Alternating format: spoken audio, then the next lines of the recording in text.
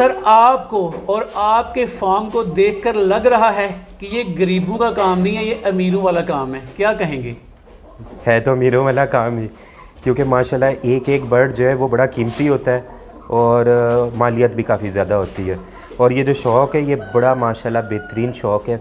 मैं तो कहता हूँ इसको अंडे से बच्चे से कहीं से भी आप स्टार्ट करें, पर ये करना चाहिए, इसमें बड़ी बरकत है। सर आपके कहने की मुराद ये है कि गरीब लोग ये वीडियो ना देखें? नहीं, बिल्कुल देखें। कोई गरीब अमीर नहीं होता, शौक़ होता है और इंसान अपने शौक़ से पहचाना जाता है। सर इतनी खूबसूरत कोठी, अंदर इतने वीवीआई किस्म के परिंदे, हाथ में दो दो मोबाइल पकड़े हैं, दो गनमैन रखे हैं, एक बड़ी सी गाड़ी खड़ी है। ये तो मुझे लग रहा है कि वाकई माड़े बंदे का ये काम नहीं है। तो आपने ये मतलब कहाँ सफ़र का आगाज़ किया था, यहाँ तक कितने अरसे में पहुँचे, क्या मतलब अपने बारे में थोड़ा सा तारुफ करवाइएगा। बेसिकली मुझे सील पालते कम से कम लगभग 15-16 साल हो गए। मैं छोटा सा था, मेरे वालिद साहब के पास सिंधी नस्ल के सील थे और वो ज़रा लॉन्ग हाइटेड होते हैं। मैंने काफ़ी अरसा उनके साथ शौक़ किया, पर जब मैं शामुओं में इन्वॉल्व हुआ तो ये काफ़ी कॉस्टली होते हैं। इसको मैंने अपना बिज़नेस इसलिए बनाया है क्योंकि ये काफ़ी, आपको पता है, मौसम की तब्दीली से अफेक्ट इनको पड़ता है, मर भी जाते हैं। तो जब मैंने इसको अपना बिज़नेस बनाया, अब ये है कि मैं इसको शौक़ को दिन ब दिन बेहतर भी करता जा रहा हूँ और कोई अगर अल्लाह ना करे कोई नुकसान होता है तो उसका इतना फ़ील नहीं होता मुझको। सर आपकी बेहतरी नज़र आ रही है माशाल्लाह, बड़ा ही काबिल दीद आपका ये फार्म है, आप भी बड़ी पुरकशिश शख्सियत हैं। गरीब बंदे के लिए बिजनेस प्लान क्या बनेगा, अमीर बंदे के लिए आपने कितने पैसों से आगाज़ किया था? आप तो माशाल्लाह पैसे वाली सामी हैं। देखिए सबसे पहले तो मैंने ना 3 बच्चे लिए थे। अच्छा। पाले बड़े किए माशाल्लाह, 3 के 3 अभी मेरे पास इस टाइम भी मौजूद है और वो ब्रीडर है मेरे माशाल्लाह। तो कहने का मकसद है, उसके बाद मैंने जो है ये बाइंग स्टार्ट की थी और दानिश से ही बाइंग की है शुरू से।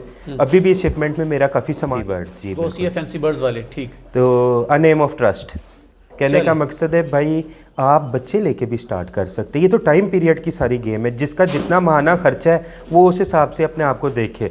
अगर एक बंदे ने 2-4 लाख निकालने तो वो उस हिसाब से ब्रीडर ले ले, 2-4 ब्रीडर रख ले। अगर किसी बंदे ने मंथली 50,000 निकालने हैं, वो बच्चे ही ग्रो करके सेल करके दोबारा बच्चे परचेज करता जाए। तो ये काम ऐसा है, इसमें अल्लाह ताला ने बड़ी बरकत रखी है, सिर्फ नेक दिल से, नेक नीयत से आप अगर करें तो। सर और आपसे मुझे ये सीख मिली है, ये इनोवेशन मोटिवेशन मिली है कि चाहे आपके पास पैसे हों लेकिन काम का आगाज़ कम से ही करें। 3 चिक्स से किया, आज माशाल्लाह कितनी रौनक है माशाल्लाह। अभी तो बर्ड्स थोड़े कम हुए हैं क्योंकि इस शिपमेंट में काफ़ी मेरे बर्ड्स आ रहे हैं। मैं साथ के साथ अपने बर्ड्स चेंज भी करता रहता हूँ क्योंकि क्वालिटी पे मैं कॉम्प्रोमाइज़ नहीं करता। मुझे ये कि बेस्ट चीज़ यहाँ पे मेरे पास मौजूद हो इस फार्म पे, क्योंकि हम इस फार्म, ये ब्रीडिंग सेटअप है, हम विज़िट भी बड़ा कम कराते हैं यहाँ पे कि कोई डिज़ीज़ बीमारी, कोई बंदा ऐसी अपने साथ जो है इन्फेक्शन ना लिया है कि बर्ड्स उससे मुतासिर हो। ज़बरदस्त, यानी बायोसिक्योरिटी को पूरा टाइट किया हुआ है। बिल्कुल जी। चलें सर, बड़ा खूबसूरत फार्म है आपका, इसकी कंस्ट्रक्शन, इसका एरिया, रकबा, कॉस्ट थोड़ा सा बताइएगा इसके भाई। ये पूरा 1 कनाल है, फेसिंग 40 कनाल के पार्क है। वो 40 कनाल का जो पार्क है वो टोटल मैं यूटिलाइज़ करता हूँ। तो क्योंकि यहाँ पे भी कंस्ट्रक्शन कम है, 1 कनाल एरिया है जिसमें कवर्ड एरिया 1380 स्क्वायर फुट है। ये जो हॉल है ये 800 स्क्वायर फुट का है, 20 बाय 40 का है। इसके अलावा किचन है, कमरा है, वॉशरूम वगैरह, ये मैंने जस्ट अपने शौक के लिए रखा हुआ है। एक छोटी सी हैचरी मैं देख रहा हूँ उस कमरे में, जी छोटा सा कमरा वो है। सर बाहर रोड पे ना पार्क में आपके बर्ड्स की लाइनें लगी हुई हैं, वो क्या सीन है उसका? मतलब भाई वो मैंने वहाँ पे पिंजरे रखे हुए हैं धूप के हिसाब किताब से, छाँव के हिसाब किताब से, और एक पिंजरे में मैं कोई भी बर्ड 4-5 घंटे से ज़्यादा नहीं रहने देता क्योंकि 40 कनाल का कवर मेरे पास एरिया है बाहर पार्क जो है। तो मैंने पिंजरे ज़्यादा इसलिए रखे हुए हैं कि एक पिंजरे में 2 से 3 घंटे जब बर्ड रहता है वो काफ़ी बिठे कर देता है। तो वो चीज़ जहाँ पे भी बर्ड रहे, सफाई रहे। ये देखें आप, मतलब कि यहाँ पे सफाई होगी, कोई किसी की बिठ आपको नज़र नहीं आएगी। चलें सर के एक एक करके सारे बर्ड्स आपको दिखाते हैं आगे चल के। पहले सर बताइएगा, ये जो कंस्ट्रक्शन का बड़ा वीवीआई किस्म के प्रोटोकॉल्स हैं, बड़ा इन्वायरमेंट है, बड़ा मतलब बंदा देखते ही रह जाता है, तो कितना खर्चा कर बैठे थे?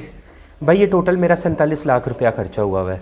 राउंड अबाउट अगर आप 2200 पर स्क्वायर फुट के हिसाब से भी अगर देखें तो ये 800 स्क्वायर फुट का तो ये हॉल है।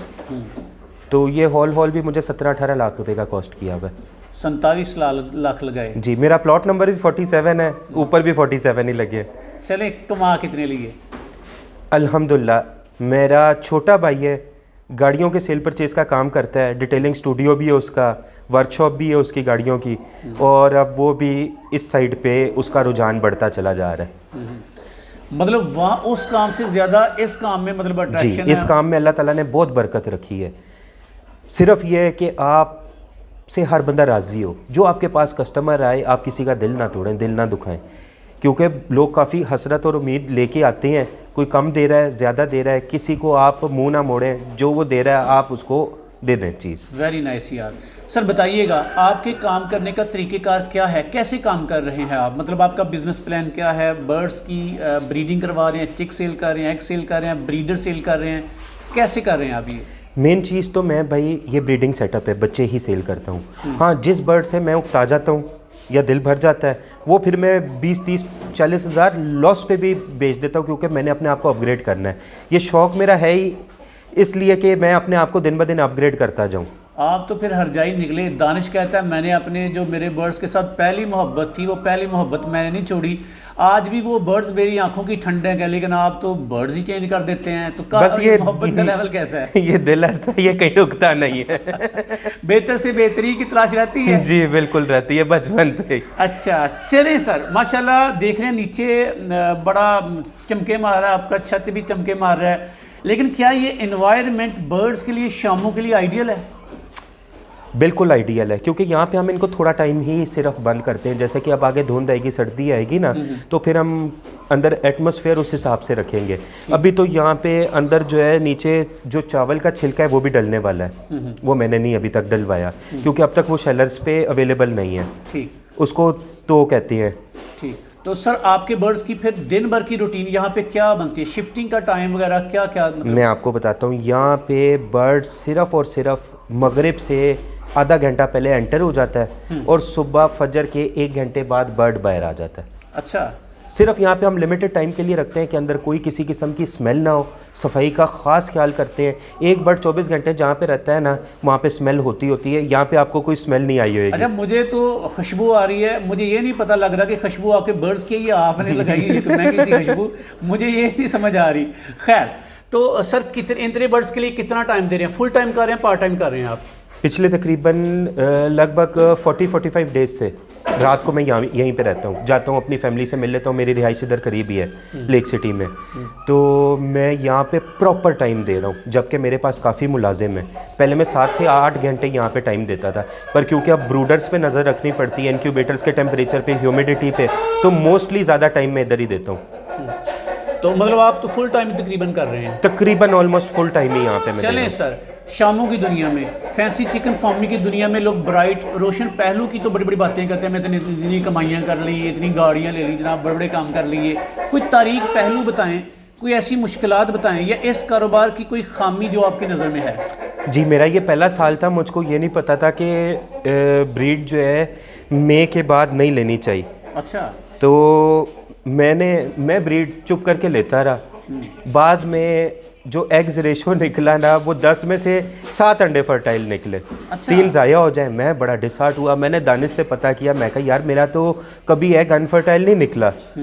तो फिर मैंने ब्रीड रोक दी थी। वो 3-4 महीने फिर मुझे ज़रा जेब से सिस्टम चलाना पड़ा था, नहीं तो ये माशाल्लाह अब इस साल मुझे पता है पहले से कि मैंने 4 माह का अपने पास पहले ही सिस्टम रखना है कि 4 माह मैंने ब्रीड नहीं लेनी। और उस 3 मंथ की जो आपने लर्निंग की वो सारी ज़िंदगी आपको बिल्कुल कामयाब करवाएगी। बिल्कुल। सर आपकी गुफ्तगू से ये बात यहाँ हो रही है कि चंद मंथ खतरनाक हैं पोल्ट्री के लिए। कौन कौन से मंथ खतरनाक हैं, क्यों खतरनाक हैं? देखिए, लू वाले मौसम में ना आपको ब्रीड लेनी ही नहीं चाहिए। अच्छा, आपको सेपरेट कर देना चाहिए, क्योंकि जितनी अच्छी आप उस टाइम इनकी देखभाल करेंगे, इनको मिनरल्स देंगे, विटामिन देंगे, इलेक्ट्रोलाइट्स देंगे, उतना ही अच्छा आपका बाद में सीज़न लगेगा। इनका ख़ास ख्याल करना चाहिए, ठंडी ग़िज़ाएँ देनी चाहिए, बाजरा गीला करके दें, खुश करके आप इनको। सर क्या तरीक़ेकार है, क्या तजर्बा आपका कहेगा, आज़ादाना काम करना बेहतर है कि आप किसी बड़े बंदे के साथ, एक बड़ी फर्म के साथ, एक बड़े फॉर्म के साथ अटैच हैं? आप एक ब्रांच के तौर पे काम कर रहे हैं गोसिया फैंसी बर्ड्स के साथ, तो क्या फ़ायदा है किसी के साथ अटैचमेंट का, या आज़ादाना काम करते तो क्या फ़ायदा हो सकता था? देखिए, मैं खुद से काम करता तो मेरे लिए शुरू में बड़ा मुश्किल हो जाता बच्चे बेचना, ये जो चिक्स वगैरह होते हैं। ठीक। अब क्योंकि मैं दानिश के साथ इन्वॉल्व हूँ, उसकी ब्रांच मैंने ली है, फ्रेंचाइज है, ये ब्रांच 2 है। वो तो शामों की दुनिया में बड़ा ताकतवर बंदा है माशाल्लाह, उसकी तो वर्थ और नाम बड़ा पूरे पाकिस्तान के सारे लोग तकरीबन शामो लवर उसको जानते हैं। बिल्कुल। तो बड़े के साथ अटैचमेंट का ये फ़ायदा कि शुरू में मार्केटिंग का इशू नहीं बनता, कोई किसी किस्म का नहीं, बल्कि यहाँ तक कि मेरे पास 2-2 3-3 माह की बुकिंग्स रहती हैं। जो माल मेरी आज अंडा मादी दे रही है, वो समझें कि मैंने महीने बाद डिलीवर करना है और उसकी बुकिंग 2 माह पहले से हुई है। ज़बरदस्त। और ये काम करने की एक स्ट्रेटजी है कि अगर आप शुरू में अनाड़ी हैं, आपका तजर्बा ज़्यादा नहीं, वैक्सीनेशन है, मेडिकेशंस हैं और सारे प्रोटोकॉल्स हैं, नहीं पता, तो किसी सीनियर के साथ जुड़ जाएं, उसके साथ एज अ ब्रांच काम करें, तो आहिस्ता आहिस्ता आप लर्निंग कर लेंगे, आप अपनी ब्रांचें बाद में बना लीजिएगा। अब फॉर एन एग्जांपल मेरे डेली के 5 चिक्स निकल रहे हैं, तो 5 के 5 पहले सेल हुए हैं माशाल्लाह। ये काम मैं खुद से, मुझे इस काम तक पहुंचते मार्केटिंग करते करते 2-3 साल लग जाते।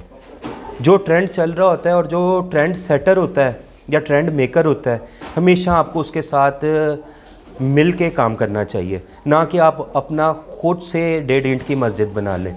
आपकी इंटरव्यू से मुझे 3 चीज़ें मिली हैं। नंबर 1, काम करें तो खूबसूरत अंदाज में, बिल्कुल के साथ, बिल्कुल खुल के काम करें और खूबसूरती पे कॉम्प्रोमाइज़ ना करें, बिल्कुल ना। अगर महबूब चेंज करना पड़े तो महबूब चेंज कर लें, और अगर आप शुरू में थोड़े से नाड़ी हैं, तजर्बा नहीं है, तो किसी बड़े सीनियर फार्मर के साथ अटैच हो जाएं, बिल्कुल आप सिक्योर फील करेंगे। सर, आपके पास बड़ी खूबसूरती है, बड़े ज़बरदस्त बर्ड्स हैं, हमें 1 बाय 1 करके अपने सारे बर्ड्स दिखाइएगा। इंशाल्लाह मैं दिखाता हूँ।